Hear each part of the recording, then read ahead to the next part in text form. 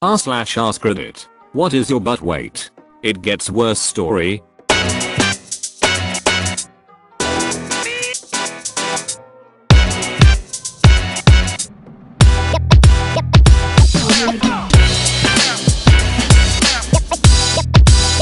Claim your free AirPods today by clicking the first link in the description down below. So I found out I had a huge tumor on my ovary. It was growing hair. Then I got surgery to remove it, and they found out I had stage 4 endometriosis, which would severely impact future fertility. Then I go home in extreme pain. I go to the ER that night because I'm doubled over and screaming in pain.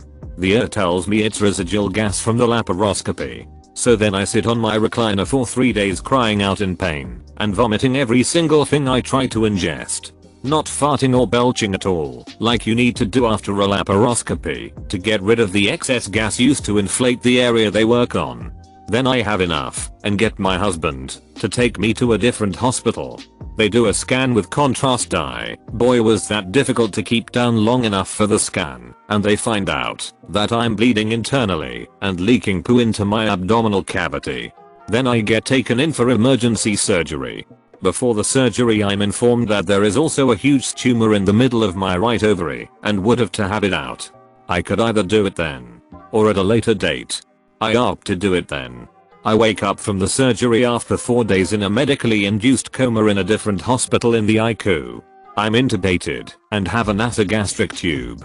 I panic and I see a nurse in the hall but can't get her attention. I undo my restraint on my left hand and yank out the tubes. You can rip out your vocal cords by doing that. Luckily I didn't and yell for help. Then I proceed to spend weeks in the hospital recovering, eating nothing but soup broth. I eventually get upgraded to ensure I get MRSA in the surgical wound, and it takes a few rounds of very strong antibiotics to contend with it. A bunch of my hair falls out. I go home and can't bathe for a few weeks because the incision is still pretty much open. They didn't stitch the skin together. I have to have a home health nurse visit me every day to clean the wounds. It takes about a year to heal. I keep getting recurring MRSA infections in the top of the incision site inside of my belly button. Whenever the MRSA comes back, my belly button oozes a ton of pus and blood and forms a giant, painful boil. It's been 2 years and this is still happening. Edit. I just wanted to clarify that my intestine was lacerated during the initial surgery for my ovary. Edit 2. I should add that I also accidentally spread the MRSA to my husband, my primary caretaker at home, and then to my kids. So that's another way in which this story kept getting worse. Now they have recurring MRSA infections in their sinuses and throats. I also lost my license because I had gotten a speeding ticket and had to take a class, which I did, and needed to mail within the certificate in a certain span of time, which happened to be while I was hospitalized. Now I have a ton of court and DMV fees that I have slowly been working on paying. Still can't drive because we have not been able to get the funds together to pay it. Wow. That's awful. I sincerely hope things improve for you. Thanks. I really just want to get this belly button MRSA kicked. I'd been seeing doctors about it and I was overweight, so they were having a hard time seeing or palpating it. But holy crap, could I ever feel it. I've lost weight, so it's much easier to see now. Recently I got put on meds to fight MRSA on my arm and seems to have knocked it out in my belly button for now. It's been 2 weeks. Hopefully it stays that way.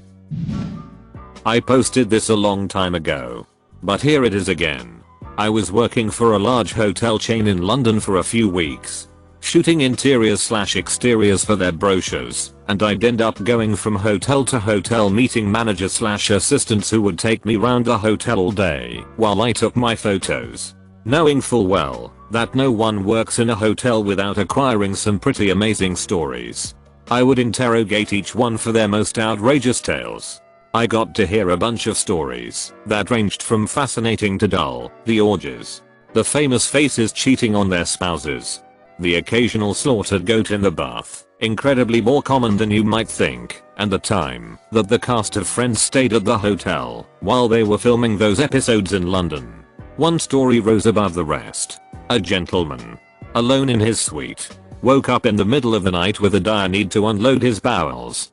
I mean a really desperate need. To the point that he must have woken up in a panic as he jumped out of bed. But naked. Bolted for the bathroom door and burst inside. Except he didn't. In his tired state. And no doubt thanks to his unfamiliarity with the hotel room. He bolted for the front door of the room by mistake and let the door shut behind him. Now this man who both, let's not forget, feels an agonizing rumbling in his intestines and is as naked as the day he was born, suddenly finds himself in the corridor and panics. Understandably, his desire to hit is so strong that it overwhelms any other thought going through his head. He must poop. He starts banging like a maniac on a neighboring door, hoping someone will answer, and eventually, someone does. A man opens up the door, probably assuming that a fire has started in the hotel and he's being woken up for an emergency evacuation. And in a sense, he's half right. Our naked hero bursts into the room, pushing past the confused and bewildered occupant, apologizing along the way, and makes a break for the bathroom. But no, he doesn't make it. Halfway there, his sphincter gives in to the pressure and he unloads a spray of effluent across the floor of the stranger. Some of the foulest smelling waste imaginable is dumped all over the place in a mottled line, leading to the toilet.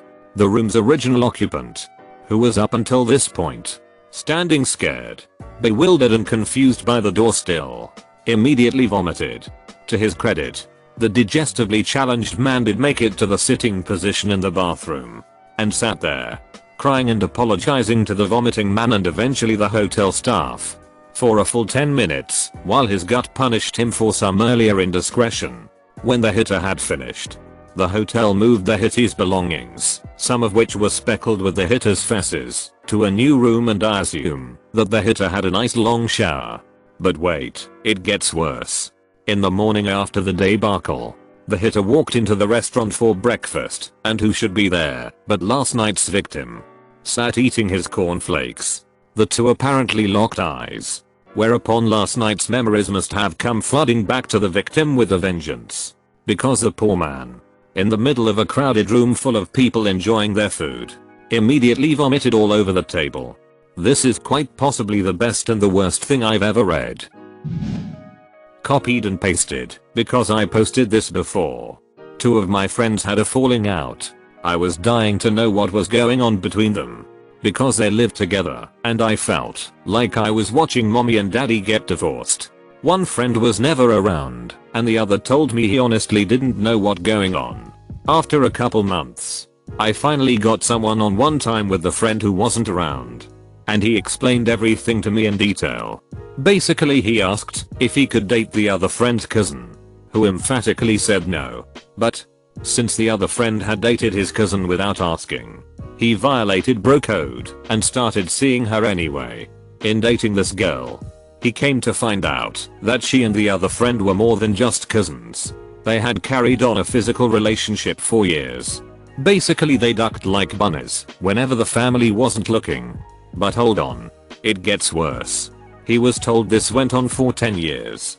The girl was 22. Her cousin was 24. They had been having sex since middle school. But hold the duck on. It gets worse. The girl's father and her cousin's father are identical twins. Let that sink in for a second. Genetically, they are half siblings. At that point in the story, I downed my ear and apologized for even asking about what was going on. I wish I never knew. As a follow-up, they no longer live together or speak to each other. I'm still really close with the incest-free friend. I see the other friend in passing, and we are still friends. But it's hard to look him in the eye. Edit. Oh. And the non-incestuous couple split up shortly after, because he couldn't handle it. Not sure if she's still ducking her cousin or not. Bro code doesn't extend to cousins. That's a sister's thing and that's about it. Well, technically. Came home from work to find my fiancé in bed with someone else. 3 months before the wedding. It gets worse. I'm a female. My ex-fiancé a male. The other person, also a dude. He was using me to hide his sexuality from his family. Too afraid to come out of the closet. It gets worse. I came back the next day for my stuff. He pushed me through a wall and down a flight of stairs. I'm okay now. It was a while ago.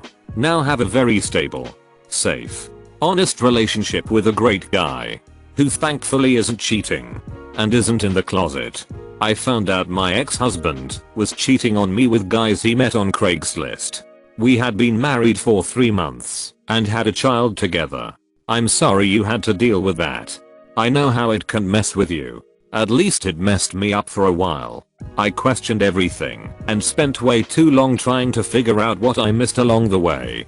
Anyway, I'm glad you're doing better. You deserve someone that won't cheat or lie to you. As do you.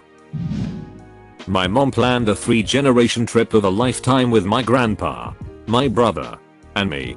We are going to stay in Vegas for 1 day, go down to a gold mine of one of her friends, visit the Grand Canyon, and then fly back from Phoenix, while making multiple stops on Route 66. We were going to leave after my high school graduation. On the day of my graduation, my grandpa hits his head because the comfort inn he is staying in installed new slippery tubs. He wasn't the first person injured.